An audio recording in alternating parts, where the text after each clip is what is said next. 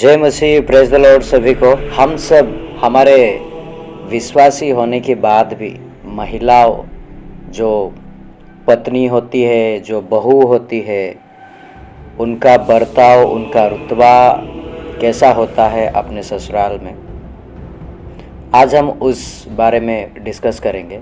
क्योंकि कहीं ना कहीं मैं देखता हूँ विश्वासी होने के बाद भी जो बहू होती है वो उनका सास ससुर के साथ, उनकी ससुराल में किसी के भी साथ वो रिलेशनशिप, वो रिश्ता अच्छा नहीं होता। कहीं ना कहीं हमें वो रिश्ता को अच्छा करना चाहिए और हमारी लाइफ जो आगे चल रही है, जो आने वाला है, वो कहीं ना कहीं उससे ब्राइट होता। और ये मैं आज क्यों ले रहा हूँ, उसमें भी एक वजह है, एक रीज़न है, जो रीज़न के बारे में हम बात करेंगे। लेकिन उससे पहले एक बात मैं कहना चाहता हूँ। ये बहू लोगों की जो एक बातें हैं, जो पत्नी होती, जो स्त्रियाँ होती है, उनके ऊपर एक बात है जो आज मैं करना चाहता हूँ। मुंबई महाराष्ट्र की एक जगह पे एक बहू ने अपनी सास को और अपने पति को स्लो पॉइज़न खिला के जान से मार दिया। अब वो स्लो पॉइज़न कम से कम 40 to 45 डेज़ में काम करता है। अगर आज उसको खिलाया जाए तो 40 या 45 दिन के अंदर वो मर जाएंगे। उनके बॉडी की सारे ऑर्गन, यानी कि जो बॉडी के अंदर जो पार्ट्स होती है, वो काम करना बंद कर देता है धीरे धीरे, और फिर 40-45 दिन के आसपास उनकी डेथ हो जाती है। आज जो ये जो ज़माना चल रहा है, जो दुनिया है, यहाँ पे कहीं ना कहीं अगर देखा जाए, पति की होते हुए भी कहीं ना कहीं अफेयर्स चल रहा है, पति की होते हुए भी कहीं ना कहीं उनके बॉयफ्रेंड्स होते हैं। सच में अगर देखा जाए तो आजकल की जो बहुआ, जो स्त्रियां हैं, सब लोग तो नहीं है लेकिन बहुत सारे ऐसे हैं, पति अगर ठीक ठाक कमा रहा है तो उसके साथ रहते हैं, अगर ठीक ठाक कमा नहीं रहा है तो उसको छोड़ के, तलाक दे के चले जाते हैं, किसी और के साथ चले जाते हैं। ये जैसे एक ट्रेंड सा हो गया है। ऐसे बहुत सारे रिश्ते हैं, मैंने देखा है, आंखों के सामने रिश्ते टूटे हैं, पैसों को लेके, धन दौलत को लेके। लेकिन आज अगर सच्चे दिल की अगर बात करें, सच्चा इंसान की अगर बात करें, वो कहीं ना कहीं आज की दौर में वो अच्छी पत्नियां हैं, वो अच्छी स्त्री है नहीं। कहीं ना आप कहेंगे ब्रदर आज ऐसी कैसे बात कर रहे हैं, क्योंकि इस बात में रीज़न है, इस बात में एक वजह है जिसकी वजह से आज मैंने ये टॉपिक आप सब लोगों के बीच में लिया। और जो टॉपिक मैंने लिया वो कहीं ना कहीं पवित्र शास्त्र बाइबल में से रिलेटेड है, इसलिए मैंने आज वो टॉपिक आप सभी के बीच में लिया कि ताकि हमको पता चले कि एक स्त्री को, एक पत्नी को, एक बहू को कैसे अपने ससुराल में होना चाहिए और उनकी बर्ताव, उनकी तौर तरीके कैसे होने चाहिए। आज हम उसके ऊपर थोड़ा सा डिस्कस करेंगे। हम सभी को पता है आज के दौर में, आज की इस दुनिया में ऐसे कोई लोग है नहीं, ऐसी कोई बहू नहीं है, ऐसी कोई स्त्री नहीं है। मेरा कहने का मतलब है, नहीं है का मतलब सब लोग ऐसे नहीं हैं, पर जो भी है बहुत ख़तरनाक है, बहुत ही ज़्यादा ख़तरनाक। क्योंकि पति के होते हुए बॉयफ्रेंड के साथ रिलेशनशिप में आते हैं। ऐसे बहुत सारी बातें हैं जो हम बात करते हैं। तो ये जो आज हमारा टॉपिक है, जो आज हमारा पवित्र शास्त्र में से जो वचन हमने लिया है, वो है रूत के किताब, उसका पहला अध्याय से लेके चौथा अध्याय तक। मैं पढ़ूंगा नहीं क्योंकि बहुत ही लंबा है। मैं बस आप लोगों को उसकी, रूत की कुछ खासियत, रूत के बारे में कुछ अच्छी बातें बताना चाहता हूँ, क्योंकि वो किसी की घर की, वो भी किसी की घर की बहू थी और किसी की घर की बहू है, और उसकी वजह से क्या बदलाव आया, क्या चेंजेस आया और उसकी वजह से क्या हुआ, उसके बारे में हम डिस्कस करेंगे। जो मैंने पहले कहा है उसको और इसे अगर कंपेयर करेंगे तो ज़मीन आसमान की फ़र्क है। रूत जो थी वो नायोमी की बहू थी। बेटा उनका मर जाने के बाद सास कहती है, तू अभी जवान है, तू अपनी मायके लौट जा, हो सकता है तेरा दूसरा शादी हो जाए। वो दोनों देवराइन और जेठाइन रहते हैं। जब उनकी सास उन्हें ऐसा कहती है तो उसकी जेठाइन तो चली जाती है, पर रूथ कहती है मैं तुझे छोड़कर कहीं नहीं जाऊंगी। वो किसे कहती है? अपनी सास को कहती है, मैं तुझे छोड़कर कहीं नहीं जाऊंगी, तू जहाँ जाएगी मैं भी वहीं जाऊंगी, तू जहाँ मरेगी मैं भी वहीं मरूंगी, जिस मिट्टी में तू रहेगी उस मिट्टी में मैं रहूंगी, तेरे लोक मेरे लोक, तेरा परमेश्वर मेरा परमेश्वर। और अगर किसी वजह से अगर मैं तुझे छोड़ के गई तो यहोवा मुझे और दंड दे। वो ऐसा कहती है। तो कहीं ना कहीं वो जवान होने की बाद भी अपनी सास को छोड़कर नहीं गई। इसमें लिखा है ना वो पैसे वालों के पास गई, ना जवान लोगों को देखी, किधर नहीं देखी। वो इतनी सिंसियर, इतनी ईमानदार, इतनी अच्छी, आज की दौर में ऐसी बहू कहाँ मिलेगी।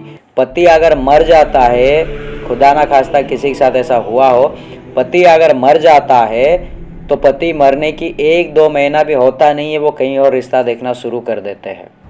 ये गलत नहीं है, लेकिन कहीं ना कहीं उस शौक को भुलाने के लिए, उस समय को भुलाने के लिए हर किसी को समय लगता है। लेकिन आजकल ऐसा नहीं है। और पति के होते हुए भी बॉयफ्रेंड रहता है साइड में। पति ऑफिस चला जाता है तो बॉयफ्रेंड को घर पे बुलाते हैं। अगर हमारे मसीह भाई बहनों में अगर ऐसा है तो प्लीज़ उसे बंद कर दीजिए, क्योंकि हम मसीह के बच्चे हैं, हम परमेश्वर के बच्चे हैं। हमारे बीच में ये सब सही नहीं है। क्योंकि अगर हम रूथ को अगर देखेंगे, एक अच्छी पत्नी नहीं थी, एक अच्छी बहू भी थी, जो उसकी सास उसे बहू की तरह नहीं, एक बेटी की तरह देखती थी। पता है उस अच्छी चीज़ में रूथ को क्या फ़ायदा हुआ? उस अच्छी चीज़ में जब रूथ का दूसरी बार शादी होती है, जब उसका बेटा पैदा होता है ओबेद, उससे रूथ दाऊद की परदादी बनती है। यानी कि जिस खानदान से यीशु मसीह पैदा हुए उस खानदान की परदादी बनती है रूथ। तो उसकी अच्छाई की वजह से कहीं ना कहीं परमेश्वर उसके लिए एक अच्छी चीज़ें रखा हुआ था, जो समय आने पर उसको देने वाला था, और समय आने पर परमेश्वर ने उसे दिया भी। पर आज हमारे बीच में ऐसे बहुत सारे लोग हैं, जहाँ पैसा दिखा, जहाँ अमीर इंसान दिखा, जहाँ स्मार्ट दिखा, जहाँ हैंडसम दिखा, वहीं कूद पड़ते हैं। लेकिन ये नहीं सोचते कि आगे चल के हमारी ज़िंदगी अच्छी होगी या बुरी होगी, या हमारी ज़िंदगी नष्ट हो जाएगी। ऐसा कोई आज की स्त्रियाँ, आज की इस जनरेशन की लड़कियाँ कोई नहीं सोचती है।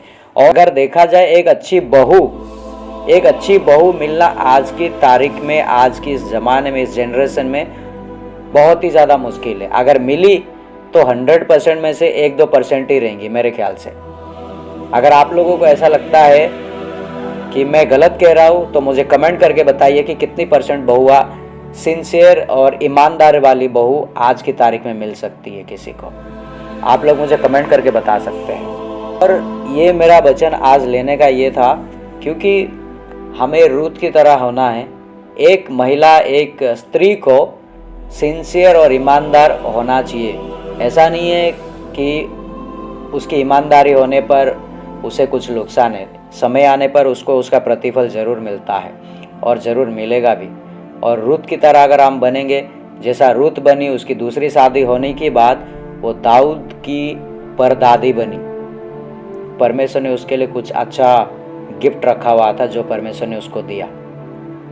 आज अगर हमारे बीच में कोई भाई बहन ऐसे है, जो मैंने पहले बताया मुंबई महाराष्ट्र की खबर, वो एक अनबिलीवर का था, फिर भी कहीं ना कहीं अगर हम देखें तो है तो इंसान। अपनी बॉयफ्रेंड के साथ मिलकर सास को और पति को उसने मार दिया। और उनका उम्र कितना था? 44 और 45 के आसपास था पति का।